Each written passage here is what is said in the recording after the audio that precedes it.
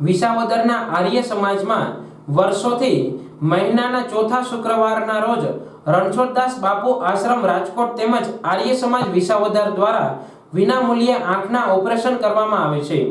મેટોડા સ્થિત આશ્રમ ધરાવતા નાડીવેદ અર્જુન બાપુ દ્વારા સંપૂર્ણ ઋષિમુનિઓની પદ્ધતિથી યોગ અને આયુર્વેદિક દવાઓ દ્વારા કેન્સરગ્રસ્ત દર્દીઓની સારવાર કરી અત્યાર સુધીમાં ઘણા કેન્સરગ્રસ્ત દર્દીઓને સંપૂર્ણ ફાયદો થયો છે। हरिओम सतनाम बंदी साहेब मैं वेद अर्जुन बापू सन्यासी कायाकल्प आयुर्वेदिक औषधोलय मेटोड़ा राजकोट विसावदરની અંદર નેત્ર યજ્ઞ અને અહીંયા કેમ્પનું જે આયોજન થાય છે મહિનાના છેલ્લા શુક્રવારે, તો એ છેલ્લા શુક્રવારે અમે અહીંયા કેન્સરની દવા એકદમ વિનામૂલ્ય દેવા માટે આવીએ છીએ। અને મારો એક જ મકસદ છે કે જેટલું બને એટલું કેન્સરની દવા વિનામૂલ્યે બધાને મળતી રહે, એના માટે અમે અલગ અલગ જગ્યાઓ પર કેમ્પો કરીએ છીએ। અને બીજું કે જેમને જેમને અમારી દવા આપીએ છીએ એમને બધાને બહુ સારો એવો ફાયદો થાય છે। તો મારે બધાને એક અપીલ કરવાની છે કે રાજકોટ કાયાકલ્પ આયુર્વેદિક ઔષધોલય વિસાવદરમાં અને ગૌધુલી ગૌશાળા એટલે કે જામકાંડોળા ત્યાં પણ અમે કેમ્પ કરીએ છીએ। અને હાલમાં અત્યારે 2 તારીખે અમદાવાદ પણ અમારો કેમ્પ છે। જે અમે કેન્સરની દવા જે કરીએ છીએ એની અંદર જે અમે જડીબુટી નાખીએ છીએ એ ખુદ અમારી જડીબુટી અમારા હાથેથી લાવીને તૈયાર કરીએ છીએ। ભસ્મ જે અમે વાપરીએ છીએ તે પણ અમારા હાથેથી તૈયાર કરીએ છીએ। અને જે અર્ક વાપરીએ છીએ એ પણ ગીરધુલી ગૌશાળા છે ત્યાં પણ એમનું કરોડાનું અમે વાપરીએ છીએ। અને બાકીના જે કંઈ પણ પાવડર છે એ જ પણ અમારા હાથે તૈયાર કરીએ છીએ। અને આ દવાથી ઘણા બધા સારા એવા માણસોનું રિઝલ્ટ મળ્યું છે। તો જેમને પણ કાંઈ કેન્સરની દવાની જરૂર પડતી હોય તે વિસાવદર આર્ય સમાજમાં અમને આવી અને મળે। હવે આપણે વિસાવદરમાં ક્યારથી કેટલા સમયથી બાપુ આવો છો દવા? મારે વિસાવદરમાં કમસે કમ 5 થી 6 મહિના જેવું થઈ ગયું છે। તો 6 મહિનાથી હું વિસાવદરમાં અહીં સેવા રૂપે કેન્સરની દવાનું, અને બીજા નંબરમાં કે હું દર શુક્રવાર તો વિસાવદર આવું જ છું। કેટલા દર્દીઓએ લાભ લીધો છે બાપુનો? મારે તો શરૂઆતમાં માનો ને કે 15 થી 20 દર્દીઓ હતા, અને એમને હું દવા દેતા એમાંથી 3 થી 4 દર્દી એવા છે કે એમને અત્યારે દવા પણ લેવા આવવાની જરૂર નથી, અને એને દવા પૂરી થઈ ગઈ છે અને કેન્સર પણ મટી ગયું છે। એમનો રિપોર્ટ કરાવ્યા બાદ પણ કેન્સર એકદમ નહીં લાગ્યું છે। એમાં અમે ખાનપાન સમજાવીએ છીએ, ધ્યાન યોગ સમજાવીએ છીએ અને સાથે અમારી દવા આપીએ છીએ। તો માત્ર આપણે અત્યારે જે દવા આપી છે એ આયુર્વેદિક પદ્ધતિની જ ને, કોઈ બીજી દવા તો નથી આપતા? અમે જે અત્યારે દવા આપીએ છીએ એ ફક્ત ને ફક્ત ઋષિ મુનિઓની પરંપરાગત જે શાસ્ત્રોક્ત પ્રમાણે છે એ શુદ્ધ આયુર્વેદ દવા છે અને એ ખુદ અમારી બનાવેલી જ છે। આજરોજ જામકંડોરણા તાલુકાના બોરિયા ગામના વતની અરવિંદભાઈ પાનસુરિયા દ્વારા પોતાના જન્મદિવસ નિમિત્તે જન્મદિવસ ઉજવવાને બદલે પોતાના મૃત્યુ બાદ તેમણે રાજકોટ સ્થિત જન કલ્યાણ સાર્વજનિક ચેરિટેબલ ટ્રસ્ટના ચેરમેન ઉમેશ આર મહેતાનો સંપર્ક કરીને પોતાના મૃત્યુ બાદ દેહદાન કરવાની ઈચ્છા વ્યક્ત કરી હતી।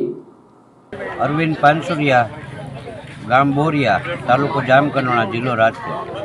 આજે વિસાવદરમાં તમે આર્ય સમાજ શા માટે આવ્યા છો? આજે આર્ય સમાજની પવિત્ર ભૂમિમાં જે ચંદુભાઈ ને સુધીરભાઈ ચૌહાણ બંને ભાઈઓનું જે અહીંયા સેવા કાર્ય ચાલે છે એની હારે મારે અવારનવાર ફોન ઉપર વાત થતી હોય, અને આજે મારો જન્મદિવસ છે અને મેં જન્મદિવસ ક્યારેય ઉજવ્યો નથી। ખરેખર ઉજવવાનો ન હોય, કારણ કે વરસ ઓછું થાય છે આપણું, તો ઉજવવા કરતાં અફસોસ કરવાનો, એની જગ્યાએ મેં ઉજવવાનું સુધીરભાઈને એની સમક્ષ રજૂઆત કરી કે મારે દેહદાન અંગદાનનો સંકલ્પ લેવો છે। અને એટલે સુધીરભાઈને મને આમંત્રણ આપ્યું આગ્રહપૂર્વક કે તમારા મિત્ર મંડળ પરિવાર સહિત પધારો। અને હું અનેક બીજી ઘણી સંસ્થાઓને જોડાયેલો છું, જનકલ્યાણ ટ્રસ્ટ, નેચરલ નવરંગ ક્લબ, એટલે એથી મને કાંઈક અહીંયા નવી જાણવાની પ્રેરણા મળે। સુધીરભાઈને આટલી ઉંમરે આવું સેવા કાર્ય ચલાવે છે એ જોઈને આ ઈશ્વરની પ્રેરણા છે, કારણ કે મારું વતન છોડીને મારો જન્મદિવસ ઉજવવા અહીંયા આવ્યો, એટલે આજીવન આ સમાજનો, આ સંસ્થાનો ઋણી રહીશ। અહીંયા જ્યારે મારી સેવાની જરૂર પડશે ત્યારે હર હંમેશ હાજર રહીશ। અને આની પહેલાં મારા પિતાશ્રીનું 2021માં અવસાન થતાં એનું પણ દેહદાન ને ચક્ષુદાન કરેલ. અને મેં પોતે 51 વખત રક્તદાન કરેલ છે. એટલે આવી સંસ્થાઓ એટલે જોડાયેલો હોવાથી આવી પ્રેરણા મને આવા ઋષિઓથી મળે છે. આ સફેદ કપડામાં જે ઋષિઓ છે ને, બાલા સાહેબ છે, ઉમેશભાઈ છે, સુધીરભાઈ છે, ચંદુભાઈ છે ચૌહાણ, આવા ઋષિઓ થકી જ મને આ પ્રેરણા મળે છે. ટ્રસ્ટ દ્વારા આજે ટ્રસ્ટની ટીમ વિસાવદર આવીને અરવિંદભાઈને સંકલ્પ પત્ર ભરાવ્યું હતું. જન કલ્યાણ ચેરિટેબલ ટ્રસ્ટના ચેરમેન દ્વારા અત્યાર સુધીમાં ટ્રસ્ટ દ્વારા 372 ચક્ષુદાન, 36 દેહદાન તેમજ 9 ત્વચાદાન કર્યું હોય તેવું ચેરમેન ઉમેશભાઈ મહેતાએ મીડિયાને જણાવ્યું હતું.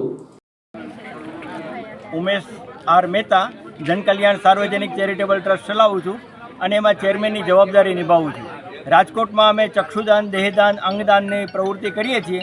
અત્યાર સુધીમાં 432 ચક્ષુદાન અમે કરાવ્યા છે, 40 દેહદાન કરાવ્યા છે, 12 સ્કિન ડોનેશન કરાવ્યા છે અને આ મહિનામાં 17 ચક્ષુદાન અમે કરાવ્યા છે.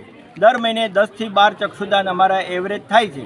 અને લોકોમાં જાગૃતિ આવે તેના માટે અમે દરેક બેસણામાં જઈએ છીએ અને બેસણામાં જઈ અને સંકલ્પ અને એને શોક સંદેશ આપીએ છીએ અને ડૉક્ટરનું સર્ટિફિકેટ આપી અને 5 ગાયત્રી મંત્ર અને 5 મૃત્યુંજય મંત્ર બોલાવી અને પેમ્પલેટ વિતરણ કરીએ છીએ. આવું સમગ્ર રાજકોટમાં અને સમગ્ર ગુજરાતમાં અમે જાગૃતિ માટે પ્રયત્ન કરીએ છીએ.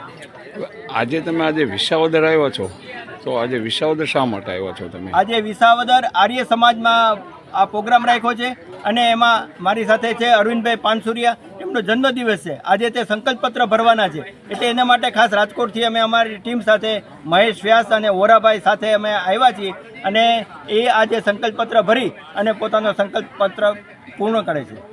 આજના નેત્ર યજ્ઞમાં 385 ઓપીડી તેમજ 135 મોતિયાના ઓપરેશન કરવા માટે દર્દીને રાજકોટ સ્થિત રણછોડદાસ બાપુ આંખની હોસ્પિટલે લઈ જવામાં આવ્યા હતા. કાર્યક્રમ સફળ બનવામાં વિસાવદરના આર્ય સમાજના આર્ય ચંદુભાઈ ચૌહાણ, આર્ય સુધીરભાઈ ચૌહાણ, જીતુપરી બાપુ, લલિતભાઈ ભટ્ટ તેમજ સેવાભાવી લોકો જોડાયા હતા.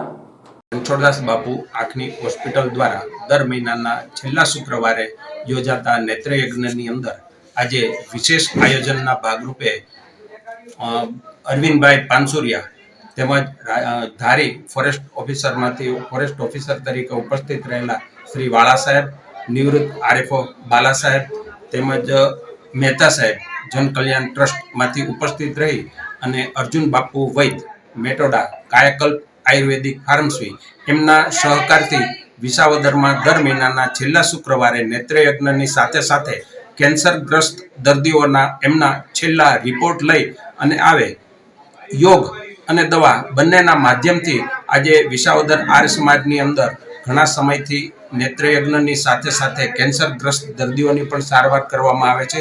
આજના કેમ્પની અંદર 385 જેવી ઓપીડી થયેલી છે અને 135 જેવા ઓપરેશન થશે. સર્વને અસ્તુ. નમસ્તે. જય ભારત.